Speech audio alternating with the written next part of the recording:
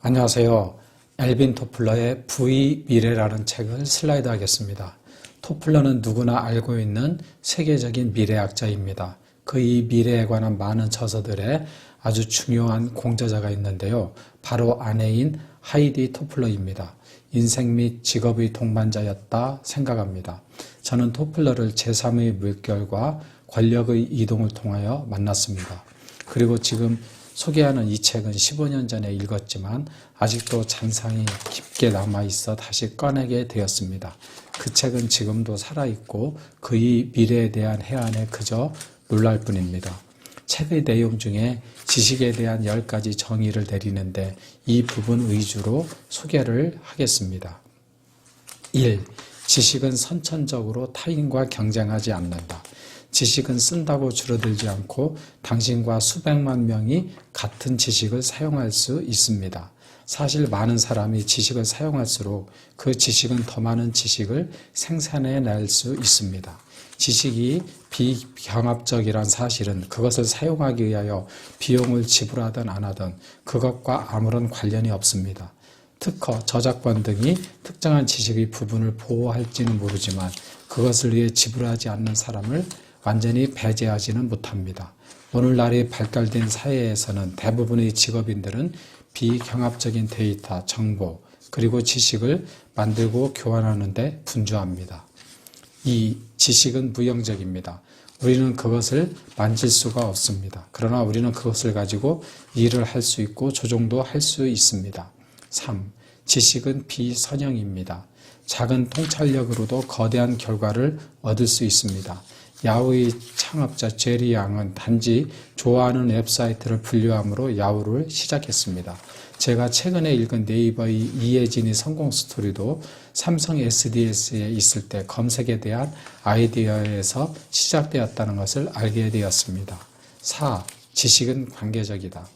어떤 개인의 아이디어도 다른 아이디어의 조각들과 비교를 해야만 의미를 가집니다. 때때로 문맥은 단어가 없는 웃음이나 쳐다봄만으로도 의사소통을 할 수 있습니다. 5. 지식은 다른 지식과 합해집니다. 합해지는 것이 많으면 많을수록 다양할수록 가능한 한 유용한 결합을 하게 됩니다. 6. 다른 제품과 달리 지식은 더 이동성이 있습니다.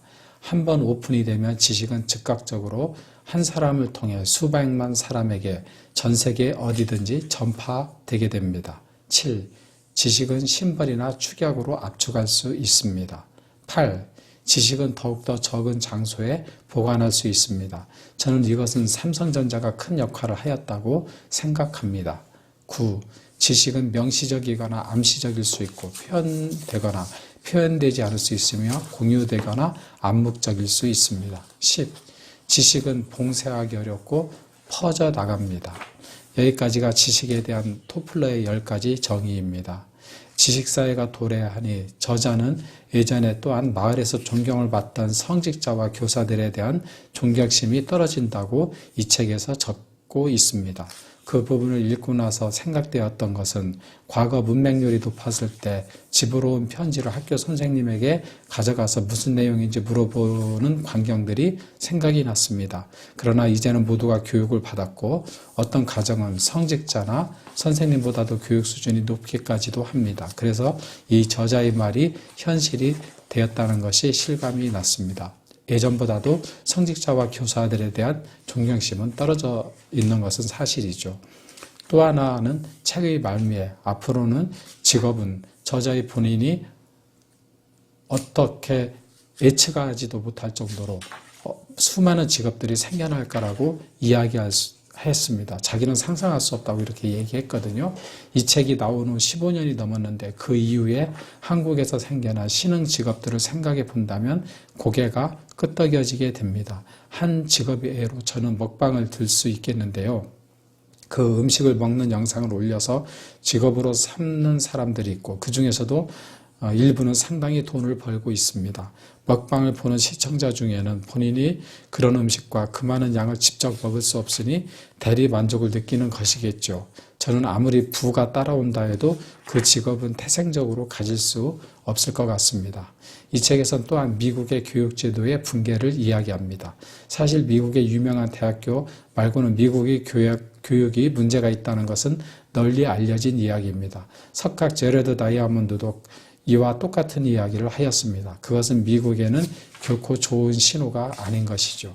그러나 저자는 미국은 또한 미국 구석구석에서 어느 곳에서든지 지금도 별 이상한 것들을 가지고 연구하고 테스트하는 사람들이 있다고 말합니다. 그것이 아직도 또한 앞으로도 상당 기간 세계 최강의 국가를 유지하는 기틀이 되겠죠.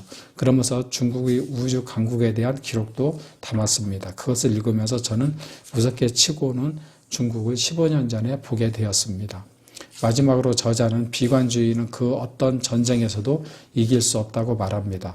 이것은 국가나 단체에게 다 해당되는 이야기입니다. 아니, 각 개인에게도 각각 해당되는 이야기겠죠. 오늘도 환경이 어려워도 그 조건 하에서 긍정의 마음으로 살도록 마지막 문구를 가슴에 새기며 마무리를 합니다. 감사합니다.